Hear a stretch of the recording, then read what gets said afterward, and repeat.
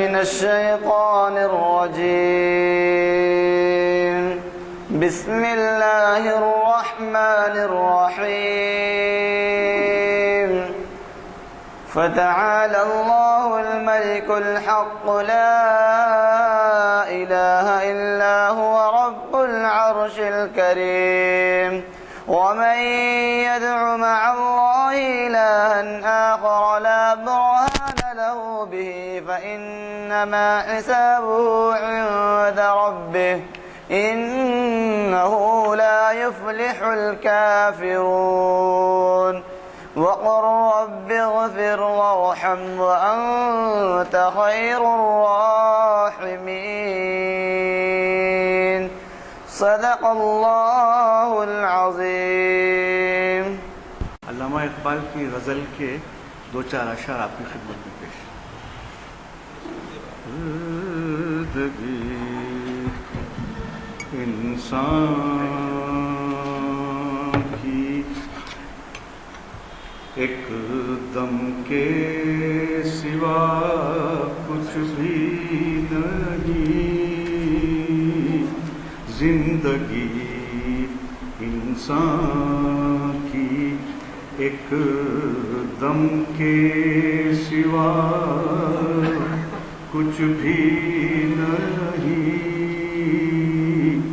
زندگی انسان کی ایک دم کے سوا کچھ بھی نہیں. دم ہوا کی موج ہے رم کے سوا کچھ بھی نہیں. دم ہوا کی موج ہے رم کے سوا کچھ بھی نہیں.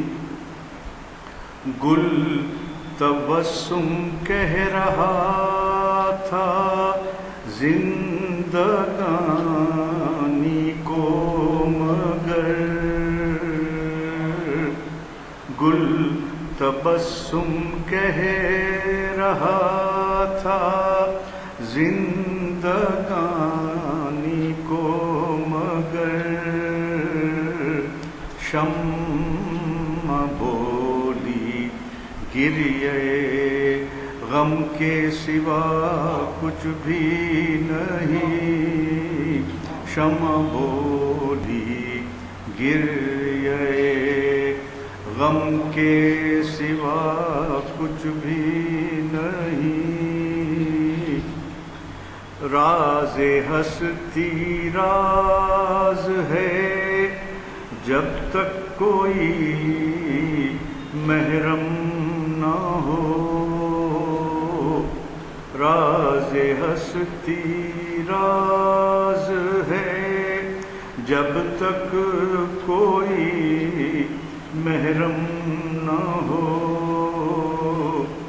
کھل گیا جس دم تو محرم کے سوا کچھ بھی نہیں. کھل گیا جس دم تو محرم کے سوا کچھ بھی نہیں. مقطع زائران کعبہ سے یہ اقبال یہ پوچھے کوئی. زائران کعبہ سے اقبال یہ پوچھے کوئی. کیا حرم کا تحفہ زمزم کے سوا کچھ بھی نہیں. زائران کعبہ سے اقبال یہ پوچھے کوئی. کیا حرم کا تحفہ زمزم کے سوا کچھ بھی نہیں، زندگی انسان کی ایک دم کے سوا کچھ بھی نہیں، دم ہوا کی موج ہے، رم کے سوا کچھ بھی نہیں، زندگی انسان کی۔ حضرات، جیسے کہ آپ واقف ہیں اور اثر میں اعلان کیا جا چکا ہے، آج ہماری محفل اقبال شناسی کی 825ویں نشست ہے اور اسے مخاطب کر رہے ہیں آپ کے جانے پہچانے اسکالر اقبالیات و صدر اقبال اکیڈمی جناب محمد ضیاء الدین نیّر صاحب۔ آپ کو اندازہ ہے ان کے علمی تبحر کا، اب وہ سامنے بیٹھے ہیں، بولنا مشکل ہے۔ صبر حسین بھی ہے عشق، یہ انہوں نے ایسے موقع پہ دیا ہے عنوان کہ ابھی ہم نے بعض نے نیا سال سن ہجری کہہ کر منایا اور پھر محرم کے شہادت کے واقعات میں غم میں ڈوبے ہوئے ہیں۔ ایسے میں ان کا جو یہ خطاب ہے صبر حسین بھی ہے عشق، یہ ہمارے لیے ایک دائمی ہدایت کا باعث بنتا ہے۔ بات یہ ہے کہ آپ جیسے واقف ہیں، ہم عنوان نہیں دیتے، مخرج صاحب پر چھوڑتے ہیں، اور مخرج صاحب ہمیشہ یہ کرتے ہیں کہ حالات کو پس منظر رکھ کر وہ عنوان دیتے ہیں۔ ویسے کچھ میری طبیعت خراب ہونے کی وجہ سے میں آج آنے والا نہیں تھا، لیکن اس عنوان سے میں اتنا اٹریکٹ ہوا کہ میں حاضر ہوا اس محفل میں۔ حضرات، ضیاء الدین نیّر صاحب نے ہمیں ایک سے زائد عنوانات سے تینوں محافل کو مخاطب کیا ہے۔ وہ بیرون ملک بلائے جاتے ہیں، لیکن جب کبھی وہ یہاں ہوتے ہیں تو کم از کم مہینے میں ایک لیکچر تو دیتے ہیں۔ مجھے قوی توقع ہے کہ آپ خود بھی ان لیکچر سے استفادہ کریں گے، اور یہ نہ صرف یہ بلکہ آپ اپنے جو کچھ عزیز اقارب یا بیرون ملک جو کوئی بھی رہتے ہوں ان کو استفادے کے لیے کہیں گے، جو ہماری ویب سائٹس پہ رکھا جا سکتا ہے۔ آج ہماری اس محفل میں ہم ڈاکٹر شمشاد حسین صاحب کے لیے بھی دعا کرتے ہیں۔ وہ صحتیاب ہو چکے، کچھ عرصے سے ان کی طبیعت ذرا خراب تھی اور شاید میرا اندازہ ہے 1.5-2 مہینے کے بعد وہ تشریف لائے ہیں۔ بہرحال ہمیں خوشی ہے کہ وہ کبھی بھی ایسا نہیں ہوا کہ وہ صحت مند ہوں اور حیدرآباد میں ہوں اور یہاں نہیں آئے۔ اب پتہ نہیں آپ میں سے کتنے جانتے ہیں کہ وہ سینکڑوں افراد کی صحت کا باعث بنتے ہیں، کیونکہ وہ شادہ ہاسپٹل جو ہے اس کے سپرنٹینڈنٹ ہیں، اور آپ کو اندازہ ہے ایک سپرنٹینڈنٹ سرجن کے لیے کس قدر دشوار ہوتا ہے ایسے محافل میں شرکت کرنے کا۔ چنانچہ میں سمجھتا ہوں ان کو یہ اعزاز حاصل ہے کہ وہ ایک ایسے ڈاکٹر ہیں جنہوں نے شاید ہی اقبال شناسی کی کوئی محفل کو مس کیا ہے، سوائے اس کے کہ وہ باہر ہوں یا اللہ اس کے کہ وہ بیمار ہوں۔ اور بڑی خوشی کی بات ہے کہ وہ ہماری آج اس محفل میں آئے ہیں، میں ان کا خیر مقدم کرتا ہوں۔ اور پھر یہ بھی ہے کہ آج کے محفل کا آغاز قاری برکت اللہ صاحب، حافظ برکت اللہ صاحب کی قرأت کلام پاک سے ہوا، اور پھر ہمارے اقبال کے کلام کا حزب سابق رؤوف الدین حسن صاحب نے اقبال کا کلام پیش کیا۔ میں ہمارے آج کے مخرج صاحب سے گزارش کرتا ہوں کہ وہ شہ نشین پر تشریف لائیں اور ہمیں اپنے خطاب سے استفادے کا موقع دیں۔ رحیم نحمدہ و نصلی علی رسولہ الکریم، اما بعد۔ मोहतरम गुलाम यज़दानी साहब, senior advocate, doctor Shamshad Hussain साहब, जनाब इनामुल हक साहब, जस्टिस इस्माइल साहब, मुइनुद्दीन हुसैनी साहब, इफ्तिखार साहब, बरदरान अजीज़, अस्सलाम वालेकुम रहमतुल्लाहि व बरकातुहू।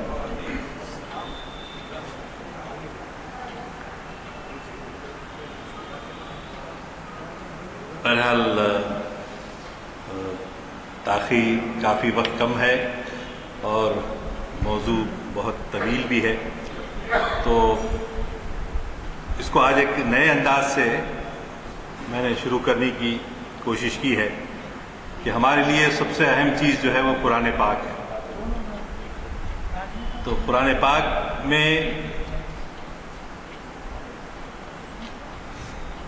की तालीमात की रोशनी में वाक़या करबला और उसका पस मंज़र और उसके बाद जो हालात अब तक चले आ रहे हैं उसमें गौर करने की ज़रूरत है।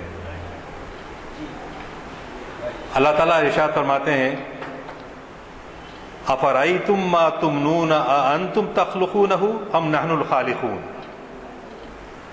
अफ़राइतुम मा तहरुसून अअंतुम तज़रऊनहु अम नहनुज़ ज़ारिऊन, अफ़राइतुमुल माअ अल्लज़ी तशरबून अअंतुम अंज़लतुमूहु मिनल मुज़्नी अम नहनुल मुंज़िलून, अफ़राइतुमुन नार लती तूरून अअंतुम अंशअतुम शजरतहा अम नहनुल मुंशिऊन।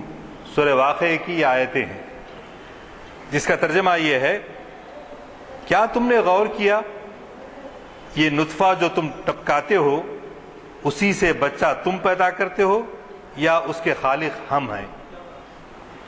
तुमने गौर किया ये खेती जो तुम बोते हो उसे तुम उगाते हो या उसे उगाने वाले हम हैं? तुमने गौर किया ये पानी जो तुम पीते हो उसे बादल से तुम बरसाते हो या उसके बरसाने वाले हम हैं? तुमने गौर किया जो तुम सुलगाते हो उसके दरख्त तुमने पैदा किए या इनके पैदा करने वाले हम हैं? तो ये आयात का मफहूम आपको समझ में आया होगा कि क़ादिर मुतलक सिवाय रब्बुल आलमीन के और कोई जो है काम नहीं कर सकता। वही खालिक है, वही राज़िक है, वही परवरदिगार है और वही सब कुछ करता है। और फिर ये कहा कि जब ये है सब कुछ अल्लाह ही के फजल से होता है, अल्लाह ही के करम से होता है, तो हम किसको पसंद करते हैं? वमन युतिर रसूल फ़क़द अता अल्लाह, जिसने रसूलुल्लाह सल्लल्लाहु अलैहि वसल्लम की इताअत की उसने अल्लाह की इताअत की। और फिर हमें हुक्म दिया गया, वमा आताकुम अर्रसूलु फ़ख़ुज़ूहु वमा नहाकुम अन्हु फ़ंतहू वत्तक़ुल्लाह इन्नल्लाह शदीदुल इक़ाब। जो कुछ रसूल सल्लल्लाहु अलैहि वसल्लम तुम्हें दें उसे ले लो और जिससे पैगंबर रोकें रुक जाओ। अल्लाह से डरो, अल्लाह सख्त सजा देने वाला है। खिलाफत का जो तस्वुर कुरान में दिया गया है वो ये है कि जमीन में इंसान को जो कुदरतें हासिल हैं, इंसान को जो खलीफतुल्लाह फिल अर्ज़ की हैसियत से जो कुदरतें हासिल हैं, खुदा की अता की हुई बख्शिशें हैं। खुदा ने खुद इंसान को इस हैसियत में रखा है कि उसकी बख्शी हुई ताकतों, उसके दिए हुए इख्तियार से उसके जमीन में इस्तेमाल करे। इसलिए इंसान यहां खुद मुख्तार मालिक नहीं बल्कि असल मालिक का खलीफा है। इन्नी जाइलुन फिल अर्ज़ि खलीफा व इज़ क़ाल रब्बुका लिल मलाइकति इन्नी जाइलुन फिल अर्ज़ि खलीफा। और याद करो जबकि तुम्हारे रब ने मलाइका से कहा मैं जमीन में एक खलीफा पैदा करने वाला हूं। सूरह नूर की आयत 55 की रूह से लयस्तखलिफन्नहुम फिल अर्ज़, अहले ईमान की जमात का हर फर्द खिलाफत में बराबर का हिस्सेदार है। किसी शख्स या तबके को आम मुसलमानों के इख्तियारात से खिलाफत सल्ब करके इन्हें अपने अंदर मस्कूर कर लेने का हक नहीं है। اب مثال کے طور پہ یورپین ڈیموکریسی یا پاپولر سورینٹی، عوامی حاکمیت اور اسلامی طرز حکومت میں جو بنیادی فرق ہے وہ یہ ہے کہ انسان بالکل آزاد اپنے پارلیمنٹ میں ڈیسیشن لیتا ہے، قانون سازی کرتا ہے، جبکہ اسلامی جمہوریت میں کیا ہے، یہاں سب کو پابند ہے کہ احکام الہی کے تابع ہو جاؤ،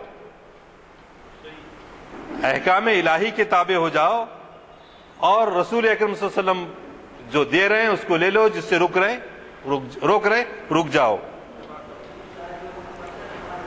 اور نظام خلافت چلانے کے لیے کہا گیا آپس میں ایک دوسرے کے مشورے سے لوگ کام کرتے ہیں، آپس میں ایک دوسرے کے مشورے سے، وہ شاورہم وہ امرہم شورا بینہم۔ اور یہ کہا گیا کہ سب کا انسانیت کا مقصد یہ ہے کہ تعاونوا علی البر والتقوی ولا تعاونوا علی الاثم والعدوان، نیکی اور بھلائی کے کاموں میں ایک دوسرے کا ساتھ دو اور برائی کے کاموں سے ایک دوسرے سے دور رہو، اور ولا تطیع منہم آثما او کفورا، ان میں سے کسی گنہگار اور ناشکرے کی اطاعت نہ کرو، کسی گنہگار اور ناشکرے کی اطاعت نہ کرو۔ تفصیلات میں جانے کی ضرورت ہے، سب سمجھدار ہیں، یعنی میرا روح سخن کیا ہے۔ اسلامی ریاست کا پورا کام اس کی تاسیس و تشکیل سے لے کر رئیس مملکت اور اولو الامر کے انتخاب اور تشریع و انتظامی معاملات تک اہل ایمان کے باہمی مشورے سے چلنا چاہیے۔ وَأَمْرُهُمْ شُورَى بَيْنَهُمْ، اور مسلمانوں کا کام باہمی مشورے سے چلتا ہے۔ اور یہ ساری حکومت کا منشا کیا ہے دنیا میں؟ امن و امان قائم ہو،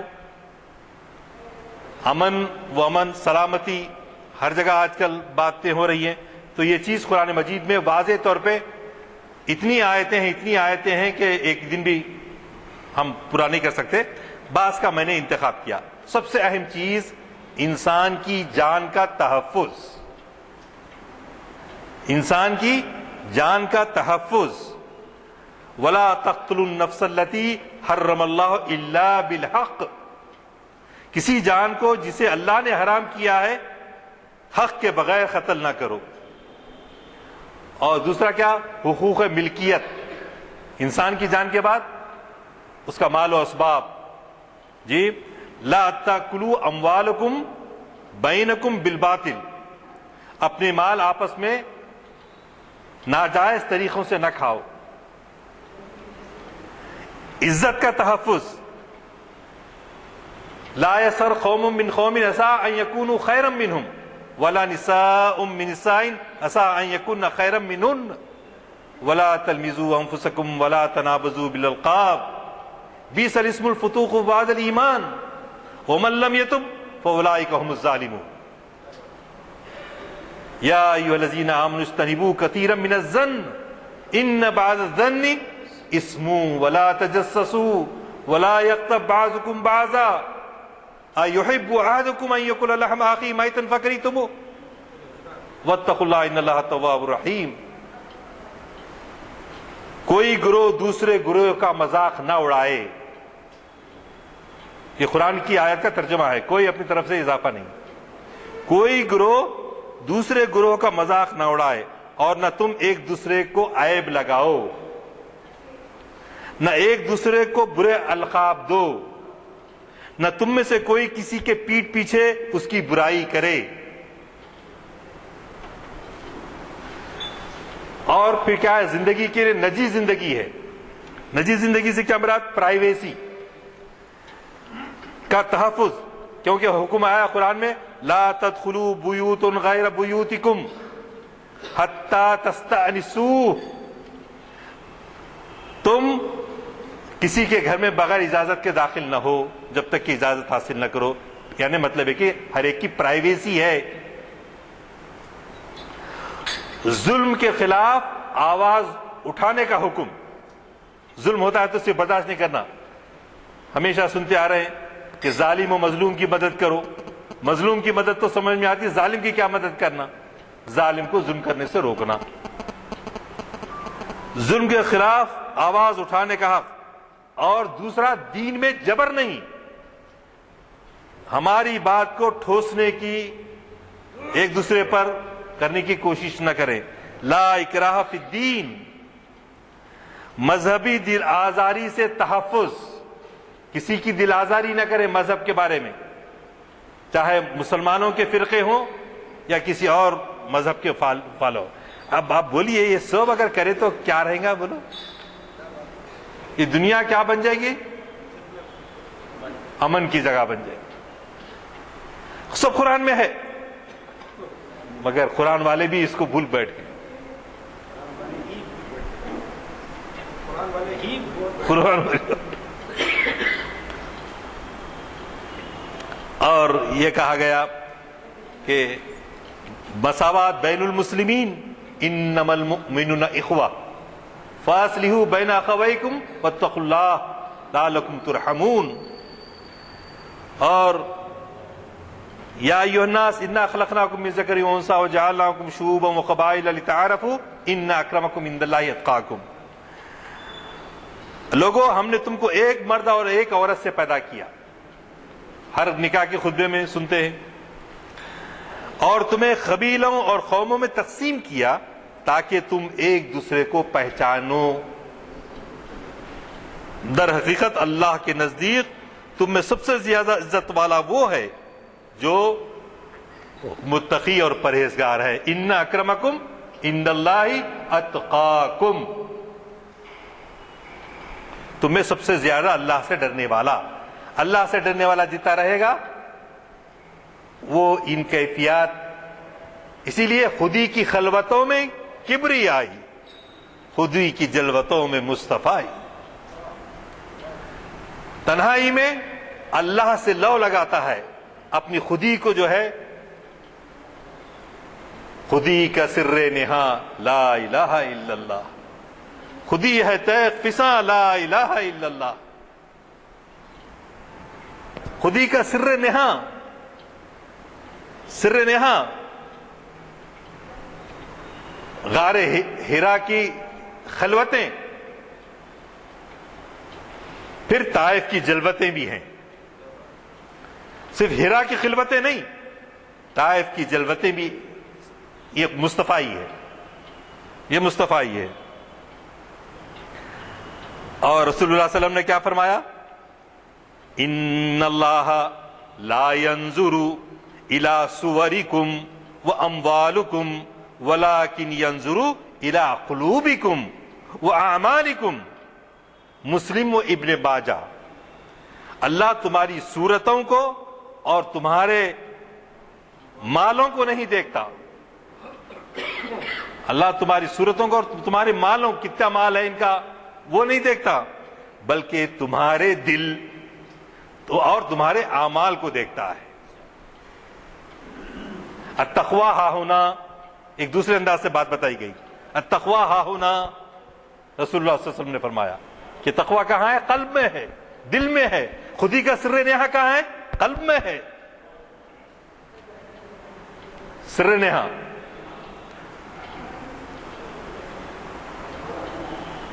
اور حکم عام، جس نے شہادت دی کہ اللہ کے سوا کوئی خدا نہیں، جس نے اقرار کیا اللہ کے سوا کوئی خدا نہیں، اور ہمارے قبلے کی طرف رخ کیا اور ہماری نماز پڑھی اور ہمارا ذبیحہ کھایا، وہ مسلمان ہے. اتنی تعریف، اور کئی باریکیوں میں جانے کی ضرورت نہیں. رسول اللہ سے بڑھ کے ہم بولتے ہیں کیا؟ استغفر اللہ. 4 باتیں. جس نے شہادت دی کہ اللہ ایک ہے اور ہمارے قبلے کی طرف رخ کیا، ہماری نماز پڑھی، ہمارا ذبیحہ کھایا، وہ مسلمان ہے. اس کے حقوق وہی ہیں جو مسلمان کے حقوق ہیں، اور اس پر فرائض وہی ہیں جو مسلمان کے فرائض ہیں. لا طاعت المخلوق فی معصیت الخالق، مخلوق کی اطاعت نہیں اللہ کی نافرمانی کے مقابلے میں آپ کسی اور کی اتباع نہیں کر سکتے، آپ کسی اور کے حکم کی تعمیل نہیں کر سکتے۔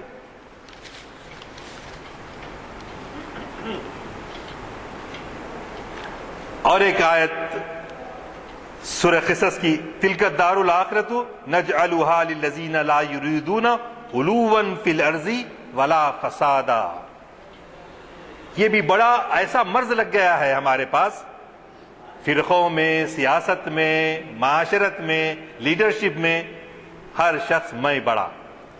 کیا ترجمہ تھا یہ آیت جو ابھی پڑھی میں نے؟ وہ آخرت کا گھر ہم ان لوگوں کو دیں گے جو زمین میں نہ اپنی بڑائی کے طالب ہوتے ہیں، میں بڑا، ہاں، نہ اپنی بڑائی کے طالب ہوتے ہیں اور نہ فساد برپا کرنا چاہتے ہیں، ہم ان کو جنت کے مقام میں سے نوازیں۔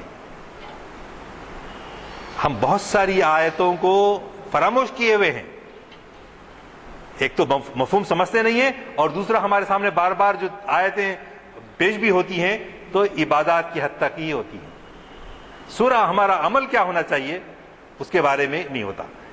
یہ سب باتیں الٹی ہو رہی تھیں۔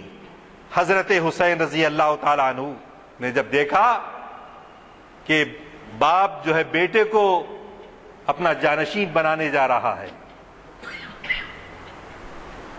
تو یہ بالکل اسلام کے اور قرآن کی تعلیمات کے سری خلاف ایک نئی چیز ہو رہی تھی۔ جہاں حضرت حسن رضی اللہ تعالیٰ عنہ 6 مہینے خلیفہ رہے اور آپ نے جا کے دستبرداری اختیار کر لی امیر معاویہ کے حق میں، تو معاملہ ختم ہو گیا۔ حضرت حسین رضی اللہ تعالیٰ عنہ بھی خاموش بیٹھ گئے، اور حضرت حسن رضی اللہ تعالیٰ عنہ اپنے بھائی کو بولے، میرا یہ خیال ہے کہ ایک ہی خاندان میں نبوت اور خلافت جمع نہیں ہو سکتے،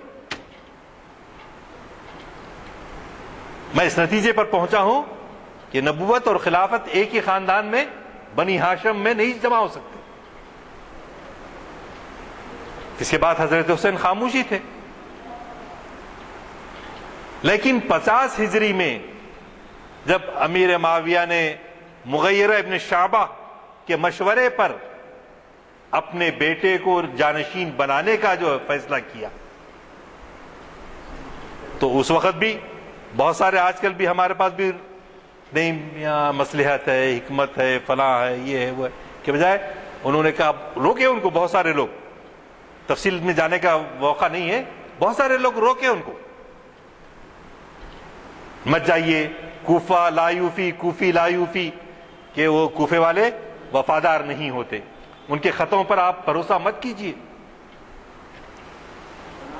لیکن حضرت حسین رضی اللہ تعالیٰ عنہ یہ دیکھ نہیں سکتے تھے کہ اللہ کے دین کا جو ہے تعلیمات کے خلاف ہو رہا ہے، خاموشی اختیار نہیں کر سکتے تھے حق گوئی کے لیے، تو انہوں نے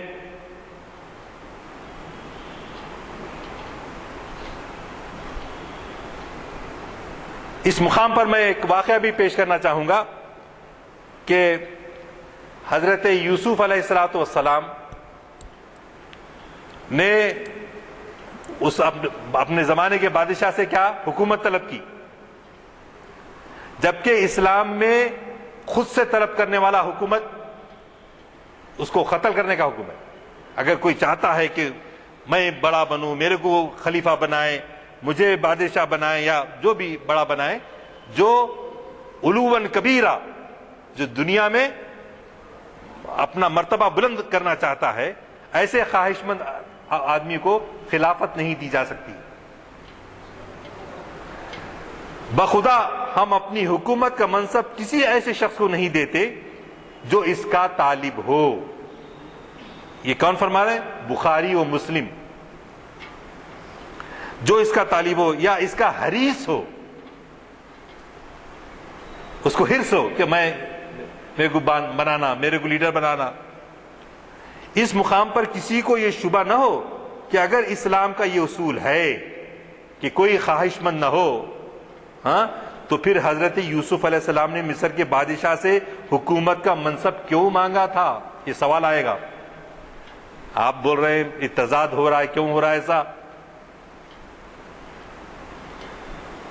دراصل حضرت یوسف علیہ السلام کسی مسلمان ملک اور اسلامی مملکت میں نہیں بلکہ ایک غیر مسلم حکومت میں تھے، اور انہوں نے اس وقت یہ سمجھا کہ اگر میں یہ حکومت کا بلند ترین منصب حاصل کر لوں تو میں اس کے ذریعے خدا کا دین پھیلانے کے لیے مجھے سہولت حاصل ہوگی، لیکن اگر میں طلب اقتدار سے باز رہوں تو اس کافر قوم کی ہدایت کے لیے جو نادر موقع میرے ہاتھ آ رہا ہے وہ جاتا رہے گا.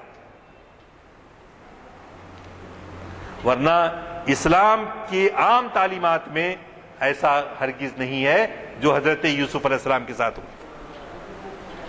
تو یہ غلط فہمی اگر پیدا ہو سکتی تھی، اس لیے اس واقعے کو میں نے آپ کے سامنے رکھا. اب دیکھیے آپ تاریخ کے اعتبار سے حضور اکرم صلی اللہ علیہ وسلم نے اپنی جانشینی کے بارے میں کوئی فیصلہ نہیں کیا تھا، اشارتاً نماز کے لیے آگے بڑھا دیے، لیکن باضابطہ جانشینی کا فیصلہ نہیں کیا تھا. لیکن مسلم معاشرے کے لوگوں نے خود جان لیا کہ اسلام ایک شوروی خلافت کا تقاضا کرتا ہے، اس لیے وہاں نہ کوئی خاندانی بادشاہت کی بنا ڈالی گئی، نہ کوئی شخص طاقت استعمال کر کے برسر اقتدار آیا. چاروں خلیفہ یعنی معمولی کینوینسنگ بھی نہیں کرے. کینوینسنگ جو ہوتی ہے آج کل بہار میں ہو رہا نا الیکشن، آج معمولی کینوینسنگ بھی نہیں، ہمارے کو بناؤ، ہم امیدوار ہیں. ایسا نہ حضرت ابو بکر صدیق نے کہا، نہ حضرت عمر فاروق نے کہا، نہ حضرت عثمان نے کہا، نہ حضرت علی رضی اللہ تعالیٰ عنہ نے کیا. چاروں خلفائے راشدین کسی نے طلب خواہش نہیں کی.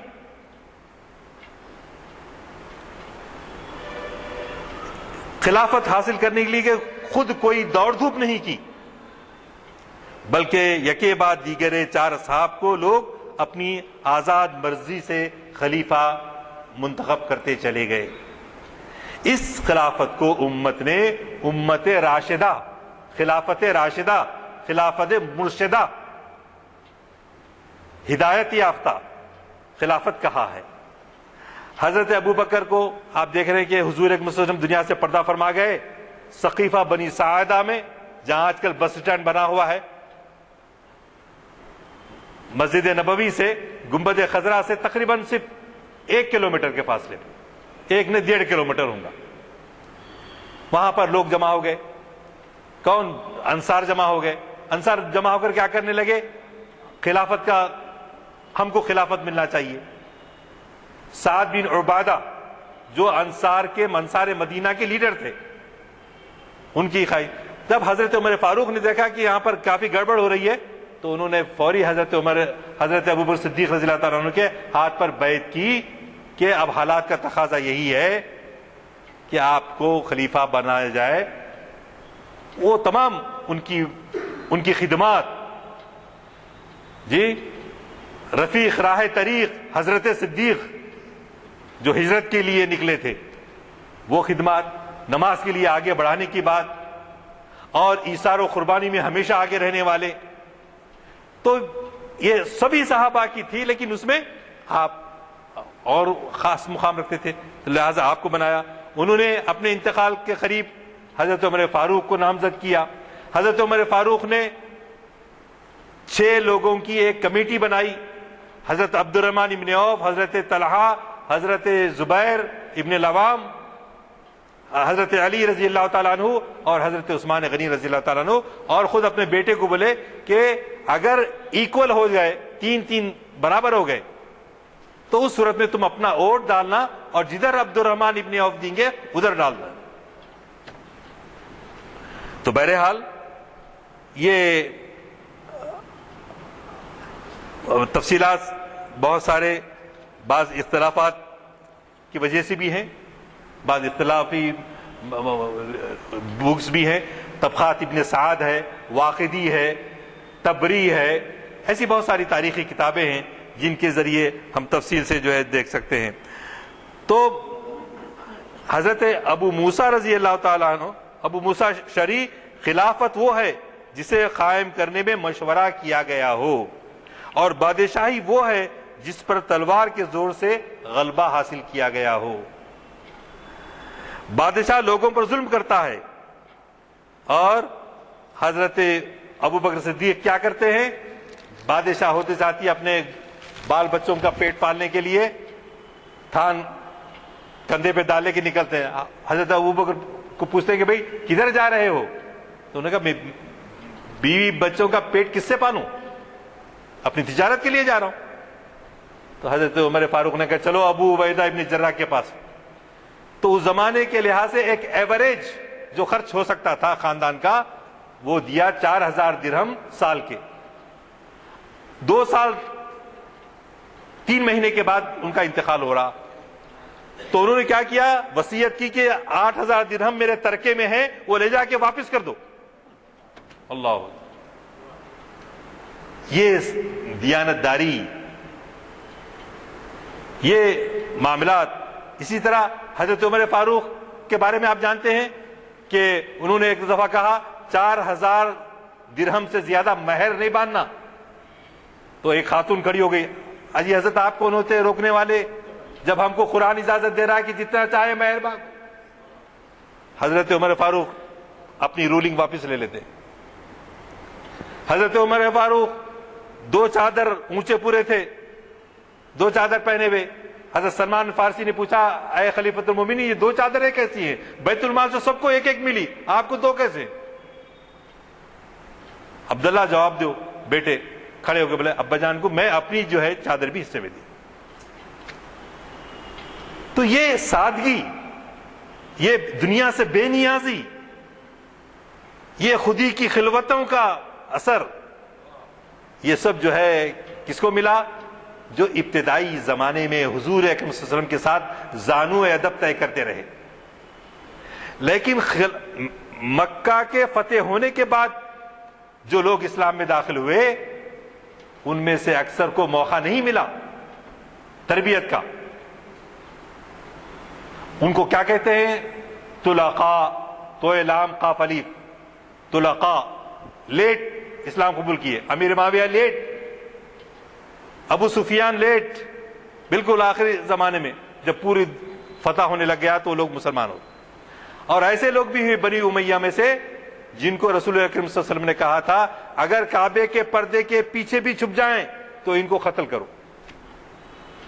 حضرت عبداللہ ابن سراح، جن کو حضرت عثمان نے کیا کیا کہ یہاں وہ بات بھی بولنا ہوگا کہ کس طرح سے حضرت عمر رضی اللہ تعالیٰ عنہ اپنے 10.5 سالہ خلافت میں بار بار لوگوں سے کہتے تھے مجھے ڈر اس بات کا ہے کہ عصبیتیں ابھی عربی معاشرے سے ختم نہیں ہوئی ہیں، جب تک یہ عصبیتیں رہیں مجھے ڈر ہے کہ کل کے روز اگر میری جگہ پر عثمان بنے، آپ اندازہ لگیے خدا کی قسم کھا کے کہتے ہیں اگر میرے جگہ عثمان خلافت پہ بیٹھ جائیں تو مجھے ڈر ہے کہ کہیں حالات اتنے بگڑ جائیں گے کہ حضرت عثمان کا قتل ہو جائے گا۔ آپ بولیں گے کیا ان کو وہی آتی تھی؟ نہیں، ایک دانشور آدمی، ایک آدمی جس کو حالات کا پورا جائزہ ہے۔ اس کے بعد آپ میں سے بہت سارے لوگ اب بول سکتے ہیں بہار میں الیکشن میں کون جیتا؟ تو آپ اپنے مطالعے سے، اپنی فراست سے، اپنے تدبر سے اس نتیجے پہ پہنچتے کہ ہاں انشاءاللہ غیر بی جے پی آئیں گی بول سکتے۔ یہ میری ذرا خوش فہمی بھی میں لگا دیا۔ تو جو ہے یہ ان کو بار بار یقین ہوتا تھا کہ میرے بعد اگر کوئی ایسا بنے اور اپنے خاندان کے لوگوں کو بڑے بڑے عہدے دیے تو عصبیتیں ابھر کر آئیں گی۔ چنانچہ ابو سفیان نے کیا کیا معلوم ہے حضرت علی رضی اللہ تعالیٰ کو؟ حضرت علی کے پاس آ کے ابو سفیان نے کہا اے میاں اگر تم کہو تو میں بڑی فوج جمع کر دوں، گھوڑے، اونٹ، مال، اسباب کے ساتھ، ایک قریش کے معمولی قبیلے کے آدمی کو خلیفہ بنائے تم کو چھوڑ کر۔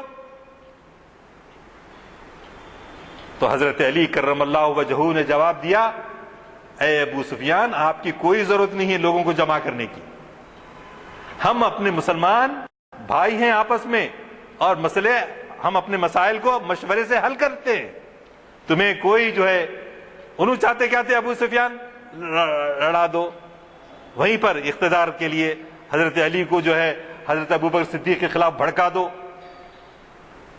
تو بھڑکنے والے کہاں تھے؟ وہ ان کی خودی اتنی جو ہے تیغ فساں سے جو ہے وہ ہو گئی تھی کہ وہ کسی کے بھٹکانے سے نہیں بھٹکے، صرف ان کی زندگی کا منشا رضا الہی ہوتا تھا، صرف رضا الہی۔ اور ایک صاحب ان کا نام تھا ولید بن عقبہ، حضرت عثمان کے قریبی رشتہ دار تھے، ان کو جو ہے ہٹا کے کوفے کا گورنر بنا دیے۔ انہوں حضرت کس کو ہٹائے؟ سعد بن ابی وقاص رضی اللہ تعالیٰ عنہ عشرہ مبشرہ میں سے ہیں، ان کو ہٹا کر بذات ذاتی انہوں فجر کی نماز میں امامت کر رہے تھے، 4 رکعت پڑھائے، سلام پھیر کے بولے اور پڑھوں کیا؟ یعنی شراب پی کر نماز پڑھا رہے تھے۔ لوگوں نے مطالبہ کیا حضرت عثمان غنی سے کہ آپ ان کے خلاف جو ہے حد جاری کیجئے، شہادتیں نہیں مل رہی بلکہ دیر ہوتے ہوتے حد آخر میں جاری کی گئی لیکن ڈیلے ہوا۔ اور یہ وہی صاحب ہیں جن کو رسول اللہ صلی اللہ علیہ وسلم نے ایک مرتبہ بنی مستلق ایک قبیلہ ہے، بنی مستلق میں کے پاس بھیجا، جا کے وہاں سے لوگوں سے زکوٰۃ جمع کر کے لے کر آؤ۔ یہ گئے صاحب وہاں جا کے ڈر گئے، کیا ہوگا نہیں معلوم، رستے سے واپس آ گئے، آ کے بولے وہ لوگ دینے سے انکار کر دیے۔ تو حضور اکرم صلی اللہ علیہ وسلم اس بنی مستلق کے خلاف ایک فوج بھیجنے والے تھے کیونکہ انہوں نے زکوٰۃ دینے سے انکار کیا، عین ممکن تھا، لیکن جب بنی مستلق کو معلوم ہوا تو انہوں نے کہا اے اللہ کے رسول، آپ کے پاس سے کوئی آئے ہی نہیں، ورنہ ہم تو آپ کو زکوٰۃ دینے والے تھے، بھیجتے تھے، کیسے ہم انکار کرتے؟ آپ کے اس میں وقت بھی نہیں آ رہا، ایک دم یاد بھی آیت نہیں آ رہی ہے، سورہ حجرات میں وہ آئے تھے لقد جاءکم بنبأ، ایسی خبر لے کر آئے جس کی تصدیق نہ کر سکو، تو تم جو ہے ایسے لوگوں کے خبروں پہ بھروسہ مت کرو جو ابھی جن کے دل صاف نہیں ہے، پاک نہیں۔ تو ایسے صاحبین کو، اور مروان ابن حکم حضرت عثمان غنی رضی اللہ تعالیٰ عنہ کے جو چچا تھے، ابو الاس، وہ کیا کرتے تھے؟ حضور اکرم صلی اللہ علیہ وسلم جب خاموش اپنے بڑے بڑے صحابہ سے بیٹھ کے بات کرتے تھے، مشورہ کرتے تھے، تو کوشش کرتے تھے کہ راز کی باتیں سنیں اور لوگوں میں پھیلا دیں۔ بلکہ کیا کرتے تھے؟ رسول اللہ صلی اللہ علیہ وسلم کی نقل اڑایا کرتے تھے۔ بلکہ حضور اکرم صلی اللہ علیہ وسلم نے خود ایک مرتبہ دیکھا کہ یہ میری نقل اڑا رہے ہیں، تو ان کو بدر سے بھیج کر طائف کو بھیج دیا۔ طائف آنا نہیں، حضرت ابوبکر صدیق کے زمانے میں نہیں آئے، حضرت عمر فاروق کے زمانے میں نہیں آئے، لیکن حضرت عثمان آتے ہی ان کو بلا لیے۔ لوگ پوچھنے پر آپ نے کہا کہ میں نے رسول اللہ صلی اللہ علیہ وسلم سے وعدہ لے لیا تھا۔ ان کا بیٹا تھا مروان ابن حکم، تو مروان بیگم اگر یہاں تک آپ بلا بھی لیے تو کوئی بات نہیں، لیکن سوال یہ تھا کہ آپ کو چیف سیکرٹری بنا دیے، مروان ابن حکم کو چیف سیکرٹری، جو بھی خط و کتابت ہو رہی ہے چیف سیکرٹری کے ہاتھ میں رہتا، ہر جگہ چیف منسٹر کرتا نہیں ہوتا۔ تو ایسی چیزیں ہونے سے جو اندیشہ حضرت عمر فاروق کو پہلے سے تھا کہ عصبیتیں سر اٹھائیں گی اور اسلام کا شیرازہ بکھر جائے گا۔ تو برادران عزیز، یہ جو دبی ہوئی چنگاریاں تھیں وہ جو ہے ابھر کر بعد میں اوپر آئیں، اور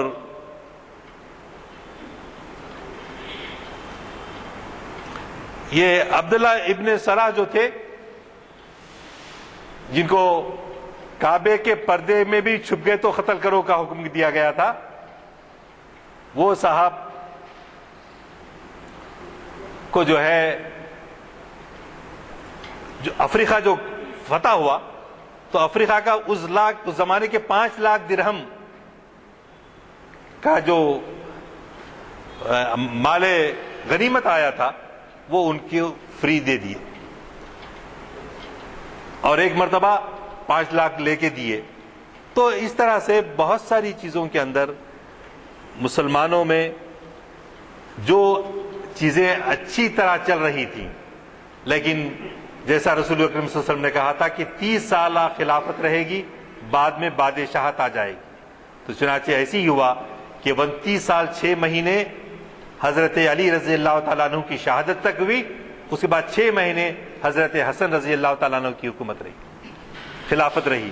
اس کے بعد ان کو بھی زہر دیا گیا، اور دیکھ رہے ہیں کہ یہ سب حالات اتنے ابتر ہو رہے تھے، اور جہاں اپنے بیٹے کو جانشین بنانے کی کوشش ہو رہی تھی تو انہوں نے یہ اقدام کیا حضرت عالی مقام نے کہ وہ جو خواجہ معین الدین اجمیری رحمۃ اللہ علیہ، خواجہ معین الدین چشتی نہیں ہے، یہ دوسرے ہیں، جنہوں نے کہا شاہ است حسین شہین شاہ است حسین دیں است حسین دیں پناہ است حسین سرداد نداد دست در دست یزید حقا کے بنا لا الہ است حسین. تو بنا لا الہ الا اللہ جو ہے کربلا کے میدان میں ہی ختم نہیں ہوا، بلکہ وہ واقعہ ہم سب لوگوں سے یہ مطالبہ کر رہا ہے کہ جہاں جہاں اسلام کے خلاف جو ابتدا میں نے آیت قرآن مجید کی کوٹ کی ہیں، ایسا اسلام آپ چاہتے ہیں قائم کرنا، تو اس کے لیے ہم کو امام علی مقام کی طرح اپنی جانیں، اپنا مال، اپنا وقت، اپنی صلاحیتیں، جو کچھ ہوتے ہیں اللہ کے کلمے کو بلند کرنے کے لیے، اعلاء کلمت اللہ کے لیے استعمال کرنے کی دعوت دیتے ہیں. ایسا نہیں کہ صرف 10 محرم آیا تو ہم جو ہے صرف افسوس کا اظہار کریں، یا جو ہے صرف آنسو. یقیناً آج تک اتنے آنسو بہائے گئے کہ سمندر کے سمندر میں سمجھتا ہوں اس سے جو ہے خالی نہیں ہوئی. کیسا جو وجہ تخلیق کائنات، رسول اللہ صلی اللہ علیہ وسلم کیا ہیں؟ وجہ تخلیق کائنات. ان کے نواسے کے ساتھ ایسا ہوا تو اس سے بڑھ کر اور کیا ہو سکتا ہے. لیکن ایسی عظیم ہستی بھی اپنے آپ کا وقت آیا تو اپنے پورے خانوادے کے ساتھ اللہ کے راستے میں شہید ہو گئے. تو ہمارے لیے کیا پیام ہے؟ صرف افسوس کرنے کا نہیں ہے، بلکہ آج کل کے جو چیلنجز آ رہے ہیں، اسلام کے لیے خطرہ بن کر جو آ رہے ہیں، اس کے مقابلے کے لیے اٹھ کھڑا ہونا ہوگا، اس کے لیے اپنے آپ کو آمادہ کرنا ہوگا. اس لیے کہ رسول اللہ کی مشہور حدیث ہے، اگر تم نے غور سے سنیے، اگر تمہارے دل میں شہادت کی تمنا نہیں ہوئی، مجھے کیا کہ تم یہود یا نصارہ ہو کے مرو. شہادت کی تمنا جب تک نہ ہو. اور کیسی شہادت؟ شہادت اس لیے نہیں کہ دنیا میں نام نیک شہادت کہلائیں، شہید کہلائیں، بلکہ شہادت یہ ہے، یہ غازی یہ تیرے پراسرار بندے جنہیں تو نے بخشا ہے ذوق خدائی، دونیم ان کی ٹھوکر سے صحرا و دریا، سمٹ کر پہاڑ جن کی ہیبت سے رائی. شہادت ہے مطلوب و مقصود مومن، نہ مال غنیمت نہ کشور کشائی. تو بہرحال اپنی گفتگو ختم کرتے ہوئے میں کہوں گا، صدق خلیل بھی ہے عشق، صبر حسین بھی ہے عشق، مارکہ وجود میں بدر و حنین بھی ہے عشق. وآخر دعوانا ان الحمدللہ رب العالمین. وہ شیر کی صلاح دیجیے، قوموں کو ترقی کر لینے دیجیے، ابھی اقوام کو ترقی کر لینے دیجیے. ہر شخص ہر قوم پکارے. نہیں ایک دم نیارا سر.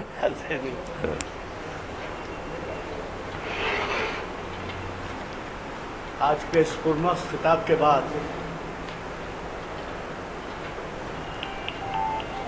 मुझे एक शेर का मफहूम याद आया, लेकिन शेर याद नहीं है, अगर किसी को याद है तो सुना दे।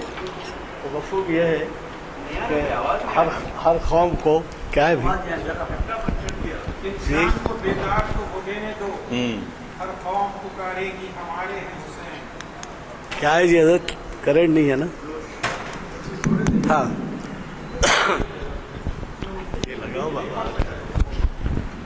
अब मोइनुद्दीन हुसैनी साहब को शेर याद आया, इंसान को बेदार तो हो देने दो, इंसान को बेदार तो हो लेने दो। अब इंसान में सारी कायनात के मज़ाहिब और समझे फ़िरक़े और ज़ातें सब मौजूद हैं। इंसान को ज़रा बेदार तो हो लेने दो, हर कौम पुकारेगी हमारे हैं हुसैन। हजरात, आपने पुरमख्स खिताब सुना। हमारे आज के एलामिये छपकर नहीं आ सके, शायद नहीं आए। एलामिये आ गए अगले हफ्ते के, नहीं ये क्या ये अगले हफ्ते के दे दो तकसीम। तो उसमें जो है हमारे अगले हफ्ते के एलामिये छप के आ चुके हैं।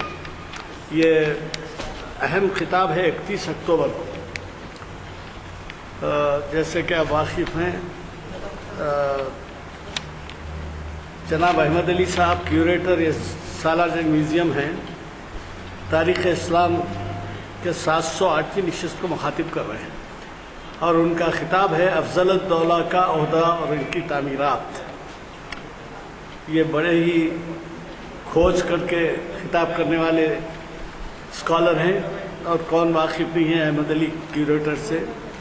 यही नहीं, बैरून मुल्क में भी उनका चर्चा है। और फिर उसके बाद 2 नवंबर को भी एक बहुत अहम खिताब है, पीर को हाफिज़ मोहम्मद इसाक कमाल कादरी साहब शरीयत इंफॉर्मेशन सर्विस की 601वीं नशिस्त को मुखातिब कर रहे हैं। और आप बहुत से मरतबा मज़ामीन में पढ़ते हैं, अशार में पढ़ते हैं, एक दूसरे से बात करते हैं शिर्क। तो ये उन्वान है शिर्क की हकीकत। अब वो शिर्क के क्या क्या सूरतें हैं, शिर्क किन किन इबादत में नमूना होता है, नमूदार होता है, ये सब आप वाकिफ़। तो लिहाजा शरीयत इंफॉर्मेशन सर्विस की 601वीं नशिस्त 2 नवंबर को मुनक़िद होगी इसी जगह बाद नमाज असर। और फिर आपके जाने पहचाने मुक़र्रिर माहिर इक़बालियात जनाब मुस्तर मजाज साहब महफिल इक़बाल शनासी की 826वीं नशिस्त यानी अगले 4 समय को मुखातिब करेंगे और उनका किताब ज़ुबूर अजम ये